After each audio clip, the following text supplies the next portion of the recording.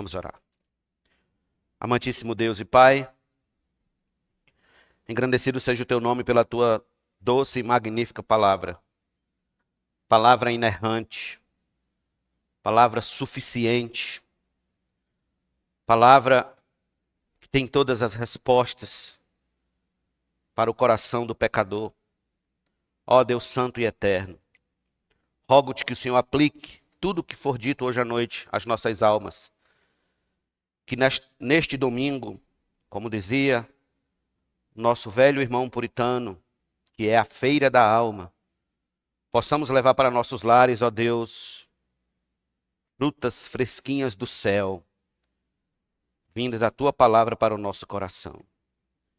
Assim, em nome de Jesus, Pai, fala às nossas almas e recebe a nossa adoração também ouvindo a tua palavra. Em nome de Jesus, gratos, todos nós digamos amém.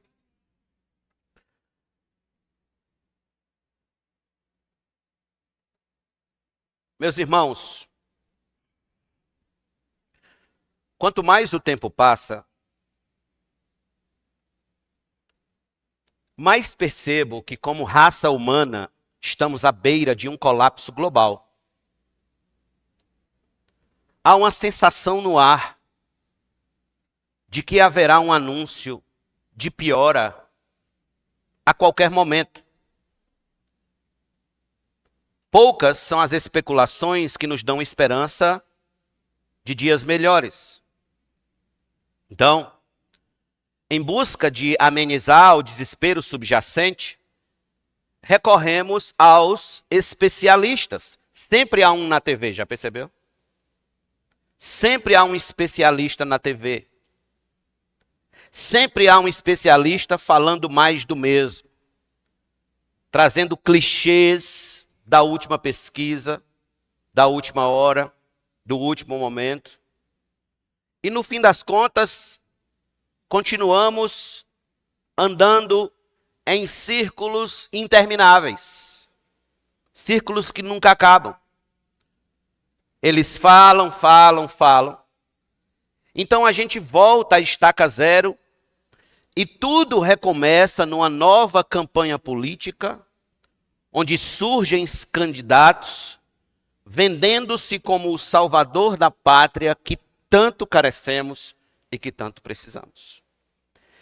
Após cada guerra que acontece no mundo, ergue-se um monumento, um obelisco em nome da paz mundial, para logo em seguida começar-se outra guerra em nome da paz.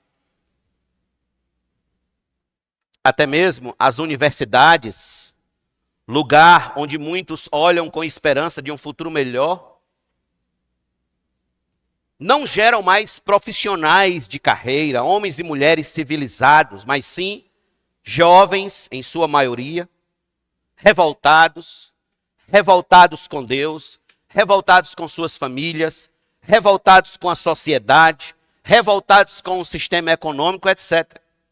Enfim, basta olhar pela janela e você verá lá fora o caos que toma de conta das nações da Terra, que toma de conta dos quadrantes deste planeta. O quanto os discursos principais dos líderes mundiais, eles são desconcertantes.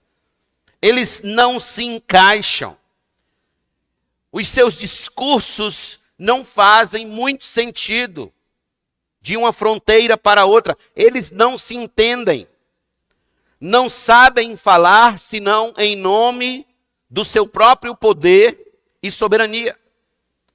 Recentemente, houve uma comoção mundial entre os conservadores por causa do prefeito eleito em Nova York, que é muçulmano e socialista. Houve um escândalo global, uma preocupação global pelos conservadores por causa disso. Não muito distante de nós, no Rio de Janeiro, tivemos, há umas 2 terças-feiras atrás, a morte de 117 traficantes e 4 policiais na chamada mega operação ocorrida numa das favelas daquele estado. Num país vizinho ao nosso aqui, estamos assistindo uma constante ameaça de guerra, barcos sendo bombardeados, aviões de guerra, navios de guerra, aquele clima de guerra constante no ar. Pergunto, por que tudo isso está acontecendo? Qual a causa de tantos fracassos da nossa raça? Por que que por mais modernos que nos tornemos, ainda agimos primitivamente?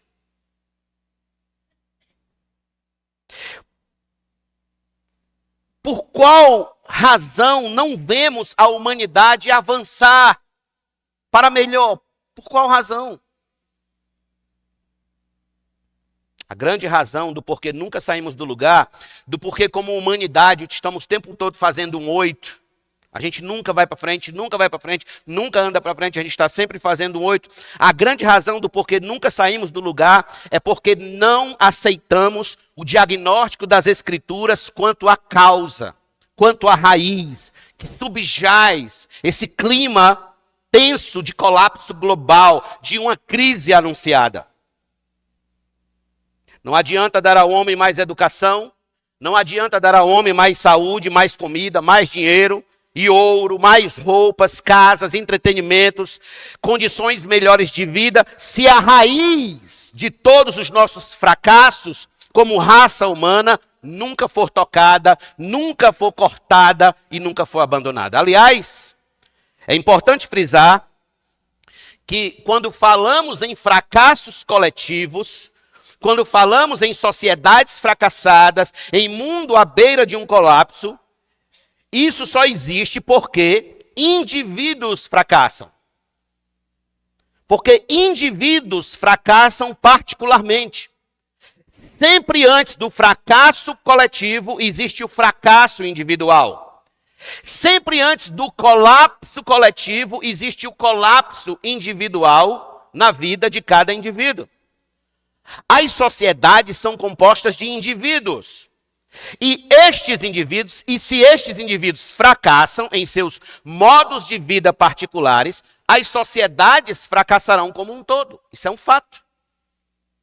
É inescapável. E a única grande resposta que podemos ter como segura para cortar esta raiz de todos os fracassos, quer sejam coletivos, quer sejam particulares, eu asseguro-lhes, é a mensagem cristã. É o Evangelho de Cristo.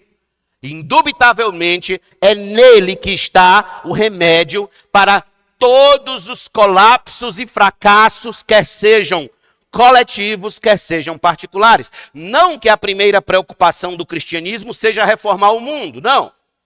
A primeira preocupação do cristianismo não é reformar o mundo. A primeira preocupação do cristianismo é reformar pessoas, é reformar corações, é reformar caráter, é reformar a alma caída do homem. Logo, pessoas reformadas reformam o mundo ao seu redor. E a gente pode ver isso pelo texto que acabou de ler agora. Creio eu, queridos irmãos, que poucos textos nas Escrituras ilustrem tão bem a nossa situação atual, tanto em termos coletivos quanto em particulares, do que este que lemos sobre o paralítico do tanque de Betesda. Esse paralítico, ele é um espécime da nossa raça. Se você quiser entender bem a nossa condição atual, do porquê o mundo está como está, a razão de tanto caos aí fora, olhe para esse texto. Olhe para esse homem. As palavras de nosso Senhor no verso que lemos, elas são dirigidas a um homem que recebeu a cura de sua paralisia. Ele estava há 38 anos esperando ser curado.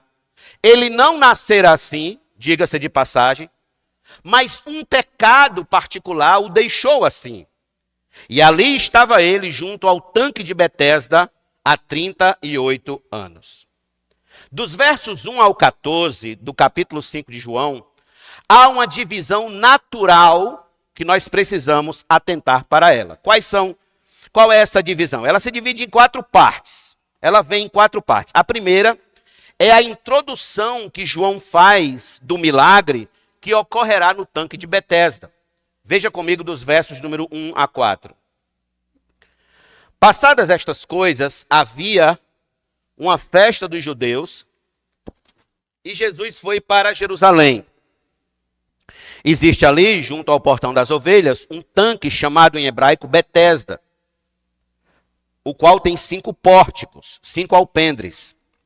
Neste jazia uma multidão de enfermos, cegos, coxos, paralíticos, esperando que a água se movesse, porque um anjo descia de tempos em tempos, agitando-a, e o primeiro a entrar no tanque, uma vez agitada a água, sarava de qualquer doença que tivesse. Observe, olhe para o versículo 1. O depois dessas coisas que João fala aqui, é depois do encontro que Jesus teve com a mulher samaritana e a cura do filho de um oficial do rei no capítulo 4. Então Jesus está na Galileia, sai da Galileia, vai para Jerusalém, lá está tendo uma festa dos judeus. Apesar das principais narrativas de João ser todas em torno das principais festas judaicas, como a Páscoa, a festa das cabanas e a festa da dedicação, esta festa do versículo 1, ela não é identificada. A possível razão da não identificação dessa festa é que João talvez não tivesse por intenção relacioná-la tematicamente com a cura do paralítico do tanque de Betesda. O que significa o tanque de Betesda? Eu acho que Rafael vai soltar para vocês a imagem aí, vocês vão conseguir entender o que é o tanque de Betesda. Está aí esses 2 prédios. O tanque de Betesda era, na verdade, 2 tanques. Eles tinham 5 alpendres colunados, sendo um no meio, como vocês podem ver na imagem aí, que dividia os tanques. Esses tanques eram reservatórios de água, que recebiam a água que vinha dos tanques de Salomão e de fontes intermitentes. Quando a água era agitada, possivelmente era quando a água chegava dessas fontes intermitentes, então havia uma superstição de que se dizia que eram os anjos. Vinha um anjo e o anjo agitava a água e quem descesse era curado. Betesda é uma palavra hebraica que significa casa do derramamento. No caso aqui, ficaria casa dos 2 derramamentos. Pode tirar. Pois bem, ali os enfermos iam diariamente acreditando nesta superstição que quando as águas eram agitadas por um anjo, quem entrasse primeiro era curado de qualquer doença que tivesse. Esta era a esperança dos enfermos, dos coxos, dos cegos, dos paralíticos que para ali afluíam. Veja que interessante. Permita-me abrir aqui um parêntese rápido. Como, meus irmãos, naquela época já havia gente supersticiosa quanto a tomar bênçãos de coisas materiais. Hoje o que a gente vê, sabe aquilo que a gente vê na TV, a ideiazinha do copo d'água em cima da TV? Pronto. Faça só a substituição de um pelo outro e vai dar no mesmo. Certo? Vai dar no mesmo. É tudo superstição e um misticismo barato e enganador. Não tinha essa de que um anjo descia, não existia isso. Mas eles acreditavam. E muitos iam para ali. Então, em primeiro lugar, essa é a introdução que João faz acerca do milagre que ocorrerá ali no tanque de Betesda. A segunda divisão natural é o primeiro encontro de Jesus com o paralítico. Veja o verso de número 5 a 9 comigo, por favor.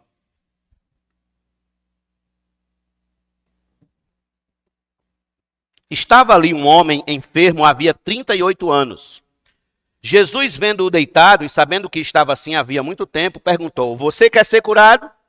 O enfermo respondeu: Senhor, não tenho ninguém que me ponha no tanque quando a água é agitada. Quando tento entrar, outro enfermo chega antes de mim. Então Jesus lhe disse: levante-se, pegue o seu leito e ande. Imediatamente o homem se viu curado e, pegando o leito, começou a andar. Somente até aí. Então, preste atenção. Em sua graça soberana, Jesus escolhe este homem para receber a cura. Jesus sabia por onisciência que aquele homem estava naquela condição há 38 anos. E ele precisava de uma cura, precisava de renovação da sua saúde. Pergunta aos irmãos: vocês acham que Jesus foi injusto em escolher somente aquele homem e não escolher também os outros para ser curado? Vocês acham que Jesus foi injusto ou vocês acham que Jesus foi soberano? Tudo indica que ele foi soberano. E a vontade dele se estabeleceu ali. Então, sem dar atenção à resposta incrédula e pagã que o paralítico deu no versículo 7, porque Jesus não perguntou se ele queria que ele o pusesse na água, não. Jesus foi direto, você quer ser curado? E ele deu uma resposta totalmente atravessada, segundo D.A. Carson, até rabugenta, uma resposta como que dizendo, o senhor não está vendo não, que eu não posso entrar na água? O senhor não está vendo não? De um modo um tanto desaforado. Então, D.A. Carson considera até que essa resposta foi uma resposta pagã, foi uma resposta um tanto sem fé. Mas bem, o fato é que Jesus simplesmente ordenou que o homem se levantasse, tomasse seu leito, que era uma esteira leve e dobrável, feito de palha, e fosse para a sua casa. Quando a gente pensa em maca, a gente pensa em maca de hospital, né? Naquele estilo maca de hospital. A maca do SAMU. Mas não era. A maca aqui era apenas uma esteira de palha, que era leve e dobrável. Você botava debaixo do braço e ia-se embora. Então foi isso que Jesus disse, toma o teu leito, toma a tua maca e vai para casa. E assim ele foi e saiu daquela condição miserável. Este foi a segunda divisão natural. A terceira divisão natural é o primeiro encontro do paralítico com os religiosos da época. O paralítico com os religiosos da época. Está no versículo 9, parte B, ao versículo número 13. Acompanhe comigo. E aquele dia era sábado. Por isso os judeus disseram ao que tinha sido curado, é sábado e neste dia você não tem permissão para carregar o seu leito. Ao que ele respondeu, o mesmo que me curou, me disse, pegue o seu leito e ande. Perguntaram-lhe, quem é o homem que disse a você, pegue o seu leito e ande? Aquele que tinha sido curado não soube responder, porque Jesus tinha se retirado por haver muita gente naquele local. Note, aqui temos o primeiro encontro com os religiosos, entre os religiosos e o paralítico. Vai haver um segundo encontro a partir do versículo 15, sendo que no versículo 15 já não é o paralítico que é encontrado, é o paralítico que vai ao encontro deles para dizer, para relatar quem foi que o curou. Por que que ele vai até os judeus dizer quem o curou? Porque talvez ele não quisesse sofrer a pena de ser acusado de estar trabalhando no sábado carregando a sua maca. Já que o Código Trabalhista dos judeus, para quem não sabe, tinha 39 tipos de trabalho que os judeus não podiam fazer no sábado. E o último era exatamente o de transportar qualquer objeto de uma casa para outra, de uma propriedade para outra. Então, se você fosse judeu naquela época, você não poderia, por exemplo, fazer a sua mudança no dia de sábado. Você não podia mudar no dia de sábado, porque era um tipo de trabalho que ia ocupar você no dia do Senhor. Essa é a terceira divisão natural desse texto. E tem a quarta, que é exatamente o segundo encontro de Jesus com o paralítico. E aí eu chamo mais uma vez a sua atenção para o versículo número 14, que diz, mais tarde Jesus o encontrou no templo e lhe disse, olhe, você foi curado. Não peque mais, para que não lhe aconteça coisa pior. Preste atenção. Particularmente, eu julgo este versículo como singular na história de todas as curas que Jesus operou nos evangelhos. Por quê? Porque aqui ele nos mostra pelas entrelinhas a causa da enfermidade daquele homem. Ou seja, foi um pecado particular. Jesus não nos diz qual foi o pecado que o deixou assim. Mas fato é que ele agora, curado, não podia mais voltar à prática daquele pecado, caso não quisesse que algo pior acontecesse com ele. Óbvio, queridos irmãos, que a advertência não peque mais aqui não se refere a uma vida sem qualquer pecado. Jesus sabia que por natureza aquele homem ainda pecaria na vida. Logo, Não há outra forma de interpretar esta advertência senão como a um pecado particular que levou aquele homem a ficar enfermo por 38 anos. Aquele homem, óbvio, sabia qual pecado particular o levou àquela condição miserável de vida. Ele tinha consciência, ele não nasceu assim.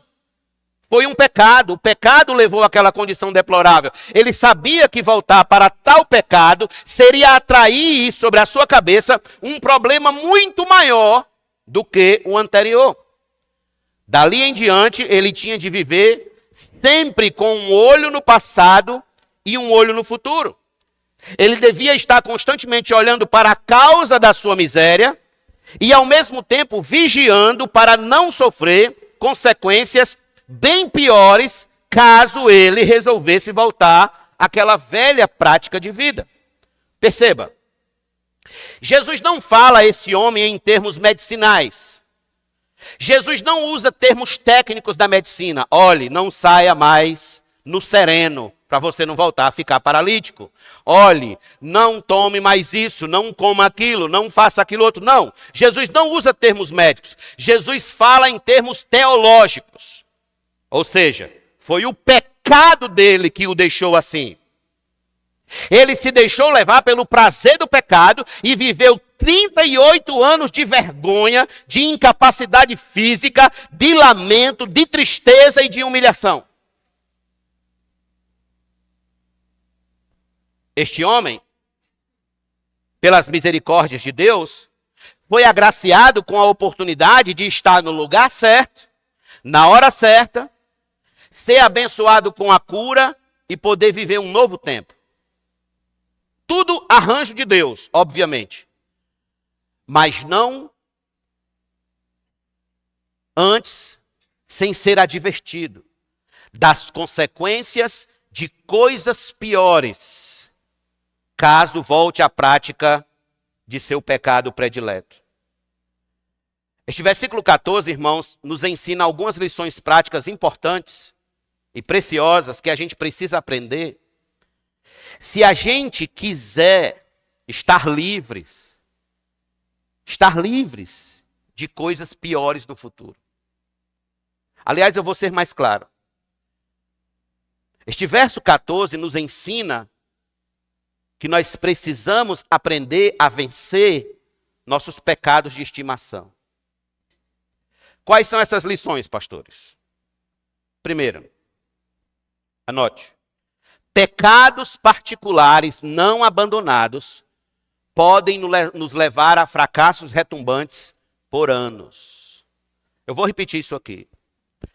Pecados particulares não abandonados podem nos levar a fracassos retumbantes por anos a fio. O versículo 5 nos dá conta dizendo: estava ali um homem enfermo, havia 38 anos. Lembrem, nosso Senhor já deixou claro que a causa dessa enfermidade foi um pecado particular. Este pecado levou esse homem a viver 38 anos paralítico, sofrendo humilhações diárias. Antes de qualquer outro passo que eu possa dar, é importante frisar a vocês que nem toda doença é causa de pecado, ok? Nem toda doença a causa é um pecado. As Escrituras, inclusive, nos dão vários e vários exemplos que provam isso. O caso de Jó. O caso do cego de nascença, em João capítulo 9. E tantos outros. Por outro lado, as Escrituras nos dão conta que existem sim doenças, certos acontecimentos trágicos, que são frutos de pecados particulares. Pecados não abandonados. Pecados de estimação. Por exemplo, em 1 Coríntios 11, do 28 ao 30, como lemos aqui na ceia, diz que cada um examine a si mesmo e assim coma do pão e beba do cálice, pois quem come e bebe sem discernir o corpo, come e bebe juízo para si. É por isso que há entre vocês muitos fracos e doentes e não poucos que dormem. Ou seja, Paulo está nos dizendo que o pecado de tomar a ceia de qualquer jeito, sem reverência, sem respeito algum, sem arrependimento de pecados, sem discernir a importância e o significado do pão e do vinho, tem levado muitos a doenças e mortes. Não é interessante isso? Agora veja outro exemplo, e esse aqui bem mais clássico. Venha comigo, por favor, a Atos dos Apóstolos. Atos dos Apóstolos. Capítulo número 5.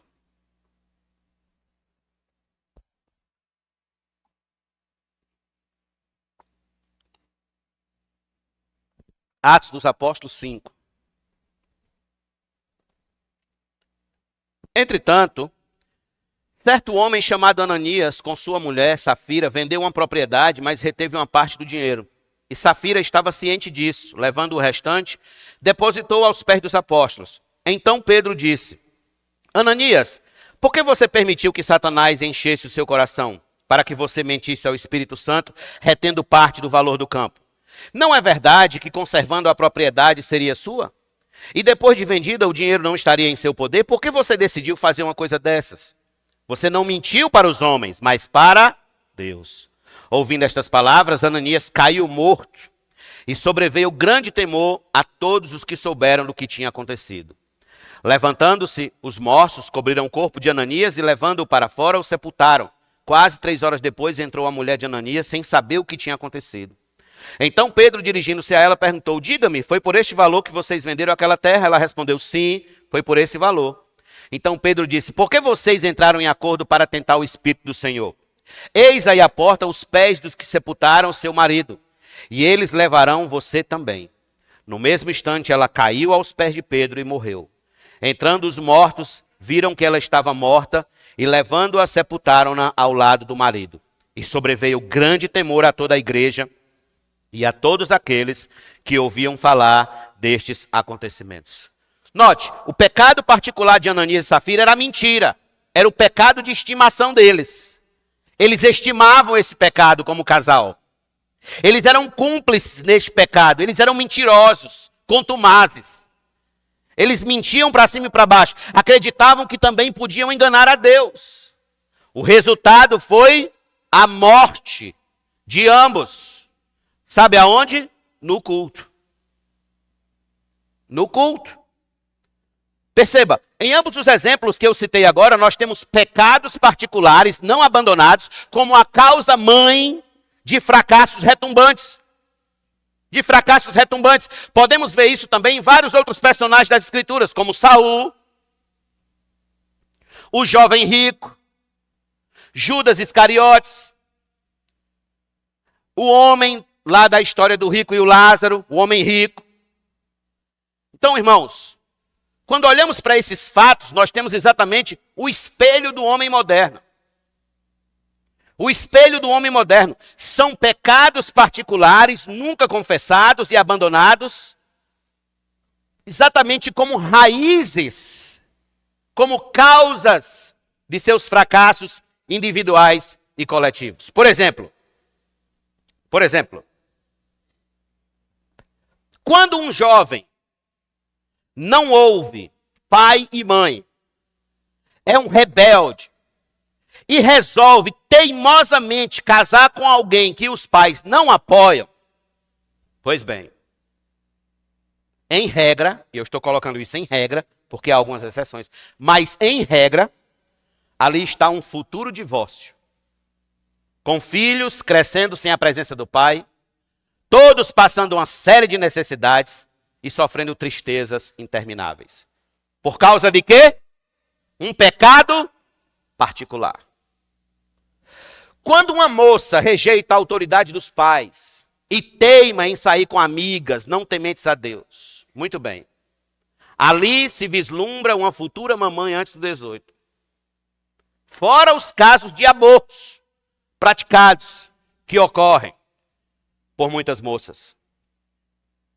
Outro exemplo, um político ganancioso por dinheiro, coisa que no nosso país tem pouco, que desvia verbas públicas de hospitais, escolas, segurança pública, projetos sociais, tudo para encher seu próprio bolso. Pois sim, Ali está um pecado particular que resulta num fracasso coletivo.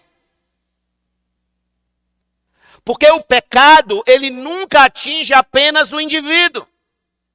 Ele também atinge os que estão à sua volta. E isso por anos a fio. Por muitos e muitos anos. Deixe-me perguntar. Quantos casamentos não vivem miseravelmente há anos por causa de pecados particulares não abandonados dos cônjuges? O pecado da omissão da liderança do marido. O pecado da insubmissão da esposa. O pecado da brutalidade do homem. O pecado do abandono afetivo da esposa. O pecado do desrespeito. O pecado da desonra. Quantos casamentos não existem miseravelmente por causa disso? Quantos jovens não estão vivendo vidas infernais por causa de pecados particulares não abandonados na juventude? Pecado da pornografia. O pecado de desonrar pai e mãe. O pecado de desperdiçar tempo com entretenimentos vazios. O pecado de não ouvir os mais velhos. O pecado de não ter respeito pelos cabelos brancos de ninguém. O pecado da soberba, o pecado da vaidade, o pecado de cobiçar o mundo e seu estilo de vida. Quantos jovens não estão vivendo hoje vidas infernais por causa disso? Quantos empresários não vivem quebrados há anos por causa de pecados particulares nunca abandonados na vida dos negócios? O pecado da sonegação de imposto. O pecado do assédio moral sobre os funcionários. O pecado de praticar propagandas enganosas e preços abusivos. Quantos homens não vivem miseravelmente suas vidas por causa de pecados particulares, pecados íntimos, pecados de estimação, nunca deixados de lado? O pecado do alcoolismo. O pecado do sexo ilícito. O pecado das drogas. O pecado da ganância financeira. Ser rico, custe o que custar. O pecado da soberba intelectual. O pecado da sede intoxicável de poder, de influência neste mundo. O pecado do desejo exorbitante de status quo. Quantas mulheres não vivem vidas terríveis há anos por não abandonar certos pecados que a Bíblia condena nas mulheres? O pecado o pecado do desejo de mandar no marido e no lar. O pecado da língua fofoqueira. Não estou dizendo que homem não fofoca, não. Fofoca, é até mais feio. O pecado da indiscrição. O pecado da gritaria. O pecado da insubmissão. O pecado da lascívia, de se vestir mostrando partes íntimas do corpo. O pecado da indecência, da imprudência. Pastor, tenho algo a confessar hoje à noite. Eu não sei qual é o meu pecado particular. Eu não sei qual é o meu pecado de estimação. Como é que eu faço para saber? É muito simples. Vou dar um tutorial hoje à noite. Leia os 10 mandamentos. Leia os 10 mandamentos. Se algum daqueles pecados ali, que Deus diz, não faça, não faça. Se algum deles você estiver fazendo com todo gosto, pronto, ali está o seu pecado de estimação. Ali está o pecado que você deve abandonar. Jesus deixou bem claro, meus irmãos, que o coração humano, o nosso coração, é a usina onde se fabrica toda sorte do que não presta. Toda sorte do que não presta, toda sorte de males e invenções pecaminosas vem do coração do homem. Por exemplo, abra sua Bíblia comigo em Marcos, capítulo número 7, por favor. Marcos 7, verso de número 20 a 23.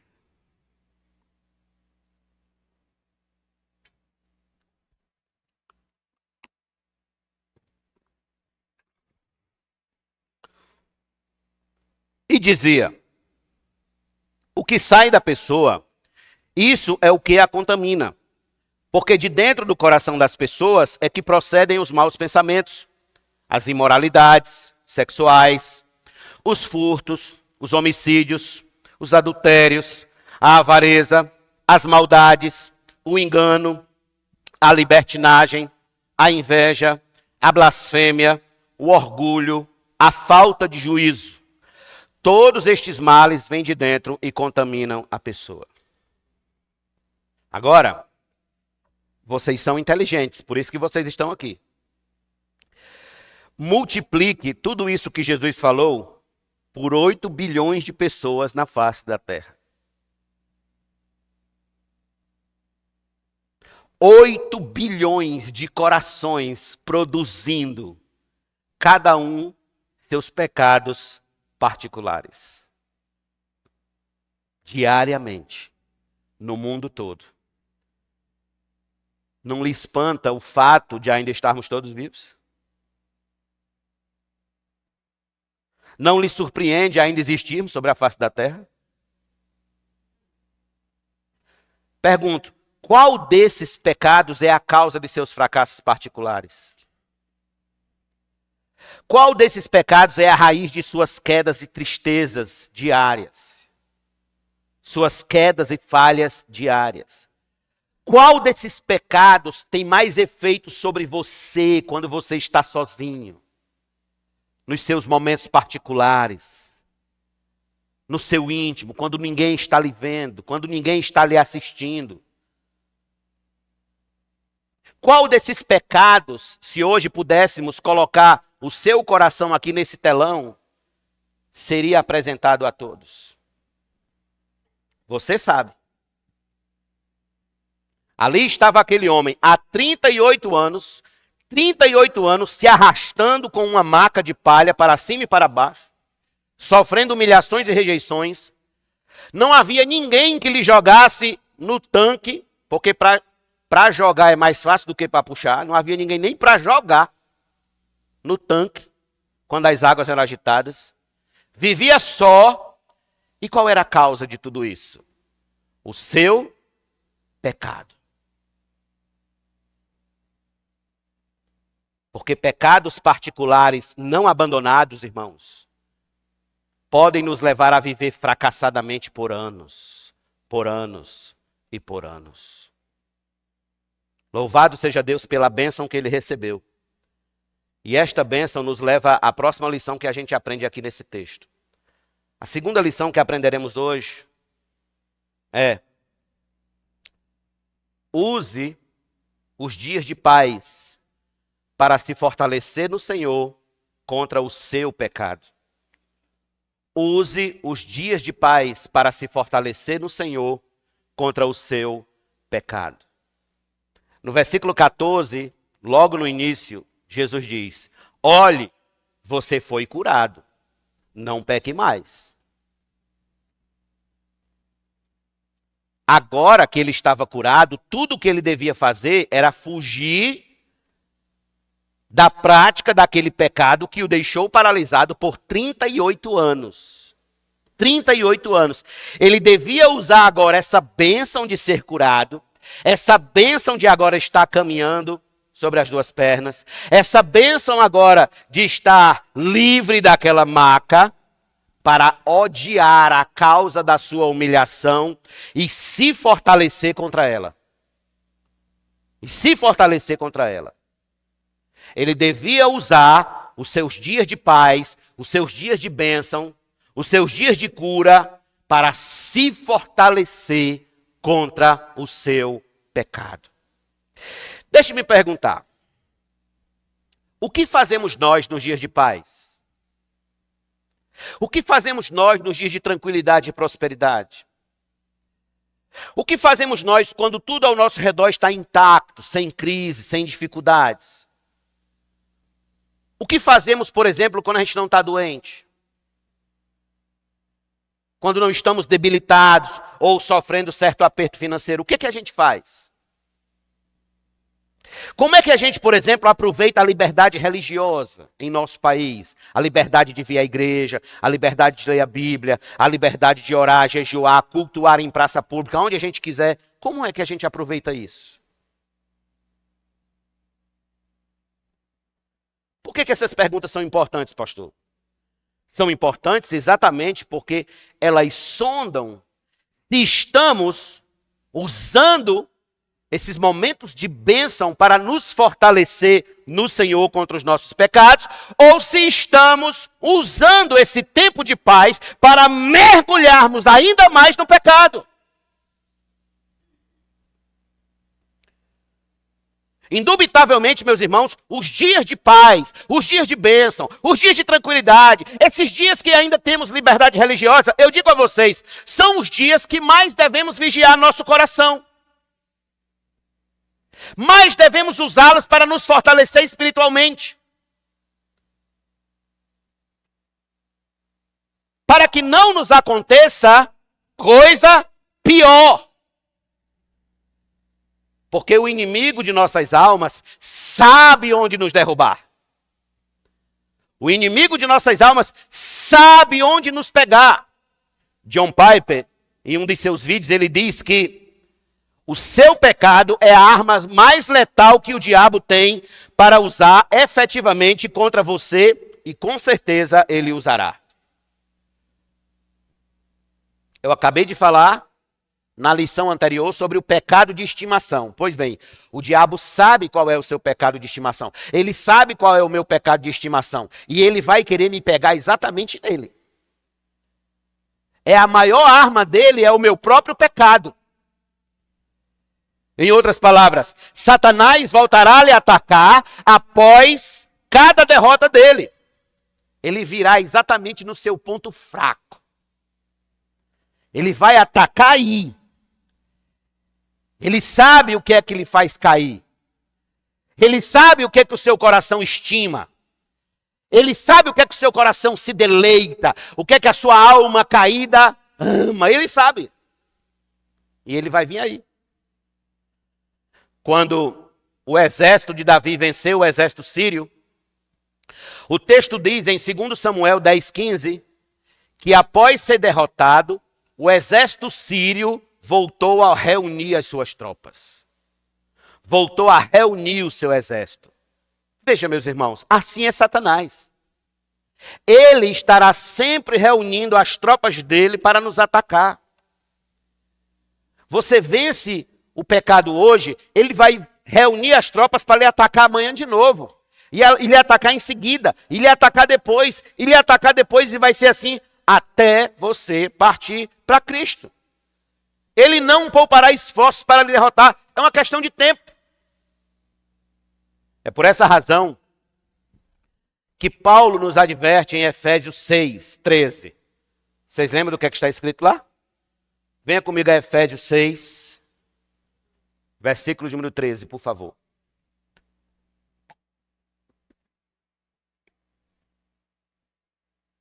Efésios 6:13. Por isso, peguem toda a armadura de Deus, para que vocês possam resistir no dia mau. E depois de terem vencido tudo, permanecer inabaláveis. Está tudo bem. Está tudo tranquilo, estamos em paz, não temos crise.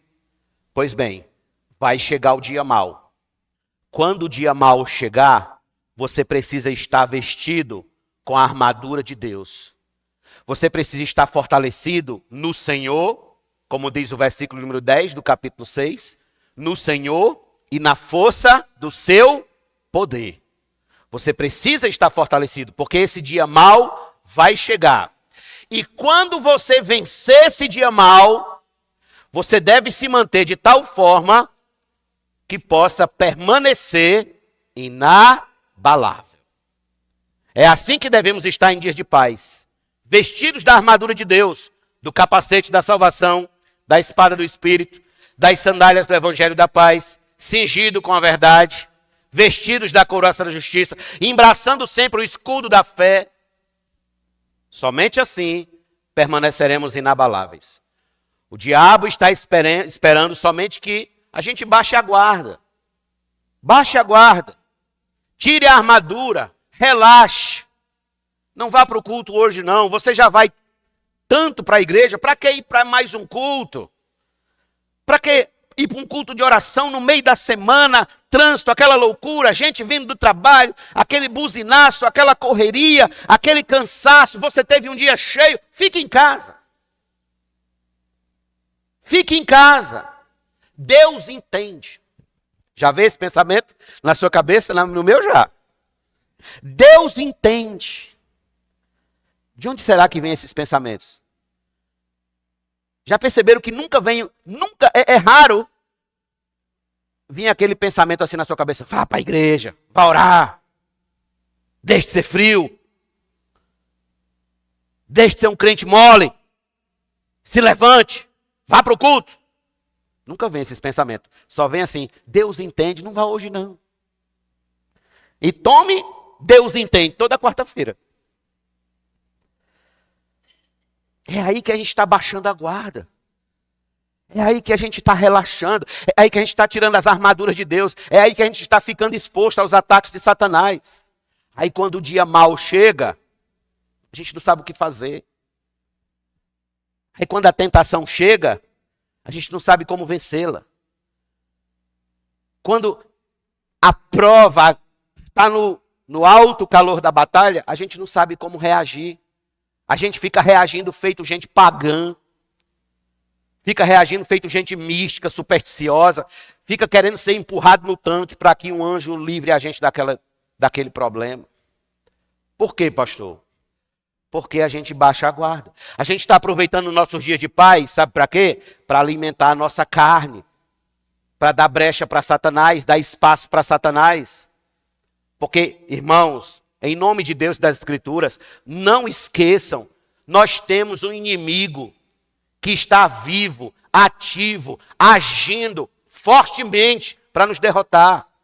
Ele chama-se Satanás. E você ainda prega sobre o diabo? Prego, porque está escrito na palavra de Deus. E mesmo que não tivesse escrito na palavra de Deus, basta olhar para esse mundo e percebe-se nitidamente que há uma força maligna agindo para destruir as vidas diuturnamente. Mas está escrito na palavra, por isso que eu prego sobre os perigos e os riscos dos ataques de Satanás. E de estarmos exatamente como crentes relapsos. Gente que não está aproveitando os momentos que ainda temos de paz, de liberdade religiosa, para nos revestirmos das armaduras de Deus, para estarmos fortalecidos no Senhor. Aproveite, meu irmão e minha irmã, esse tempo para estar cheio de Deus, cheio do Espírito Santo, cheio da graça, cheio de Bíblia, cheio de oração no coração. Para que lhe encontrem de pé.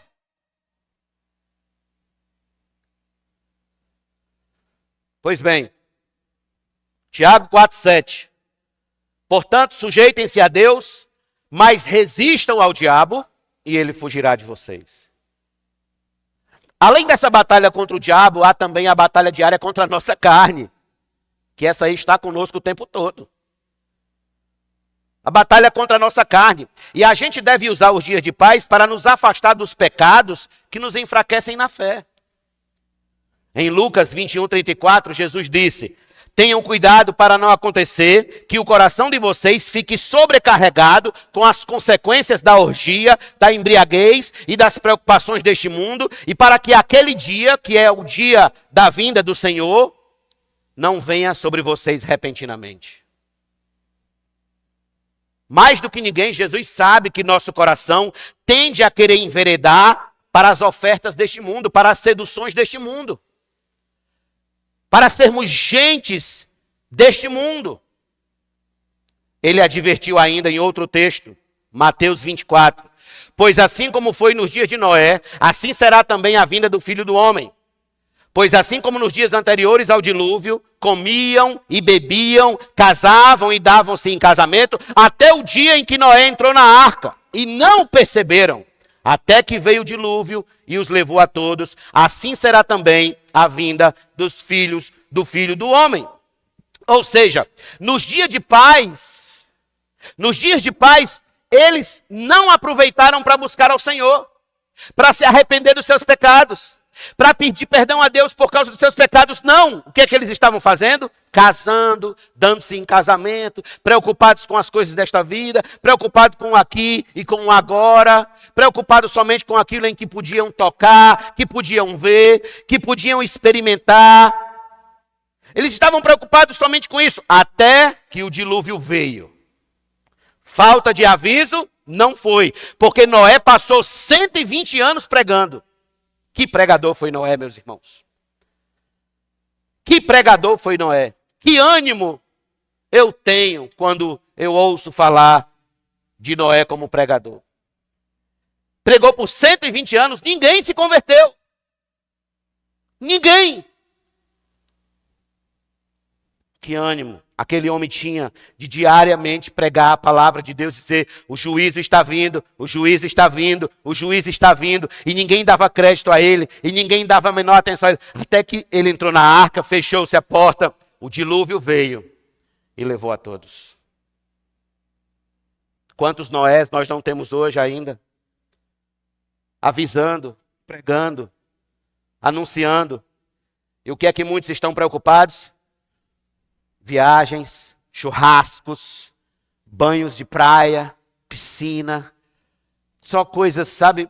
Não que isso seja ilegais, nada, muito pelo contrário, isso é muito bom, maravilhoso. Agora, no dia do Senhor, no dia que era para você estar alimentando a sua alma, no dia que era para estar você fortalecendo a sua família, a sua casa, o seu coração, no dia que era para você estar fortalecendo a sua fé, a sua espiritualidade, aí você abre mão de tudo isso para poder viver o que os homens estavam vivendo nos dias de Noé. Como a história é cíclica, não? Como a história é cíclica. Agora veja como Paulo fala. Romanos 13, verso 11 a 14. E digo isto a vocês que conhecem o tempo. Já é hora de despertarem do sono, porque a nossa salvação está agora mais perto do que quando no princípio cremos. Romanos 13. Vai alta a noite, e o dia vem chegando. Deixemos, pois, as obras das trevas e revistamo-nos das armas da luz. Vivamos dignamente como em pleno dia, não em orgias e bebedeiras, não em imoralidades e libertinagem, não em discórdias e ciúmes, mas revistam-se do Senhor Jesus Cristo e não façam nada que venha satisfazer os desejos da carne. Esse foi o texto, inclusive, que Deus usou para converter o coração de Santo Agostinho. Não faça nada que venha satisfazer os desejos da carne. Olha o que Paulo está dizendo. Olha que mensagem radical para o nosso tempo. Olha que mensagem radical para os homens de hoje, para as mulheres de hoje. O que é que nós temos feito exatamente para satisfazer os desejos da nossa carne? Quando a Bíblia fala em carne, a Bíblia fala de uma natureza rebelde contra Deus. Uma natureza perversa contra Deus. E Paulo não fala somente isso aqui. Veja como Paulo coloca isso mais uma vez em outro lugar. Em Gálatas capítulo 5, versículo 13. Porque vocês, irmãos, foram chamados à liberdade, mas não usem a liberdade para dar ocasião à carne. Pelo contrário, sejam servos uns dos outros pelo amor. Era isso que os Gálatas estavam fazendo, aproveitando a liberdade que obtiveram em Cristo para voltar às obras da carne. Mas Paulo está dizendo, não, a bênção de ser livre não é para ser usada para pecar. A bênção de ser livre não é para ser usada para andar longe de Deus, mas para viver piedosamente para a glória de Deus. Aí eu pergunto, o que nós estamos fazendo nos dias em que o juízo final ainda não chegou? O que nós, como humanidade, falando de um modo geral, estamos fazendo em relação a Deus quanto a Cristo não volta, enquanto Cristo não volta para julgar este mundo? Como estamos vivendo? Quais são as nossas preocupações reais? Como estamos aproveitando esse tempo? Estamos nos santificando mais? Estamos lendo mais a Bíblia Sagrada, orando mais, congregando mais, evangelizando mais, amando mais uns aos outros, amando mais a Deus sobre todas as coisas. Estamos?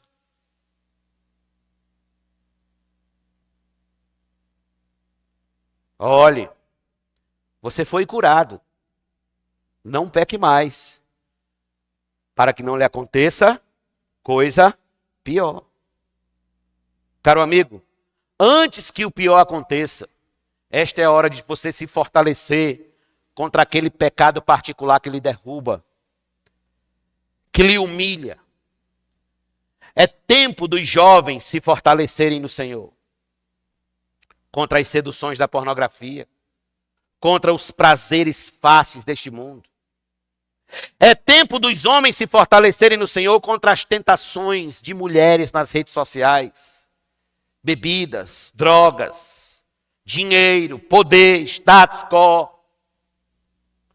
É tempo das mulheres se fortalecerem no Senhor contra seus pecados particulares, a vaidade, a lascívia, o consumismo, a língua mexeriqueira, a insubmissão. Pergunto, contra qual pecado você deve aproveitar esse tempo para se fortalecer contra ele? Qual pecado você acentua como seu ponto fraco? E você precisa se fortalecer exatamente contra ele. Qual pecado você deve colocar nele um alvo e atacá-lo até ele enfraquecer?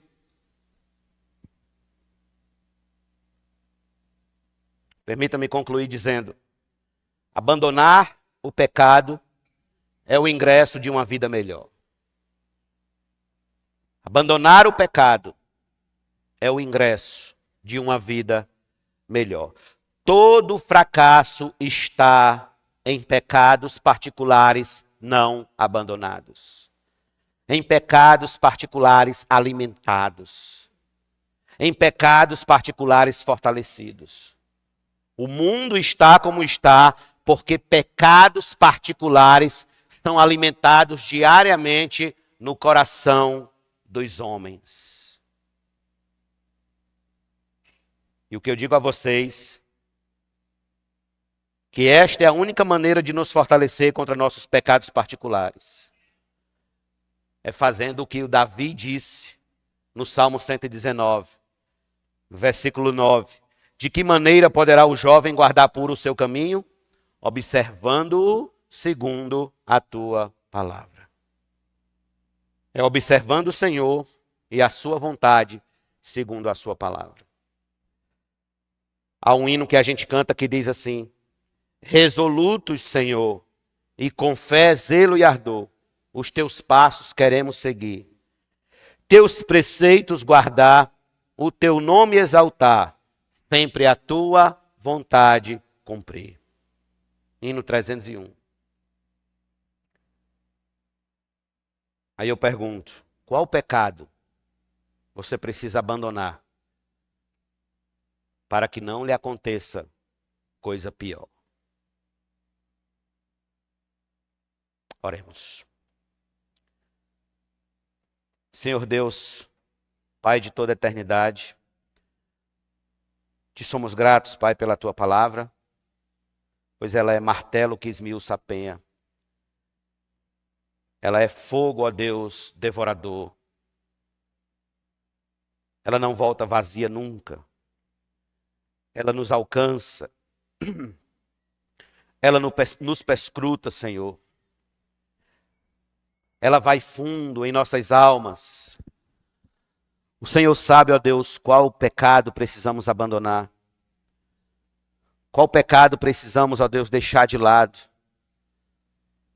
Qual pecado precisamos vencer antes que nos aconteça algo pior. Este homem, ó Deus, viveu 38 anos acamado por causa de um pecado.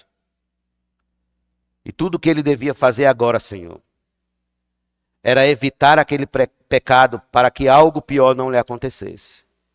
Não voltasse mais àquele pecado. Deixasse aquele pecado de lado.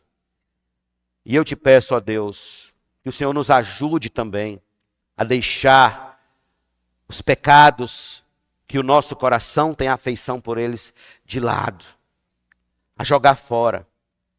Pois, ó Deus, diariamente somos tentados, diariamente somos bombardeados em nossa carne, em nossos desejos, ó Deus, para andar longe da tua vontade, pecando contra o teu santo nome. E eu te rogo, ó Deus, fortalece-nos nesse tempo de paz, nesse tempo, ó Deus, em que temos liberdade religiosa ainda. Inquieta a nossa consciência para congregar mais, ler mais a tua palavra, te buscar mais, te amar mais, orar mais, estar mais junto do céu, estar mais junto da tua glória, estar mais junto do teu trono, Senhor Deus, em oração.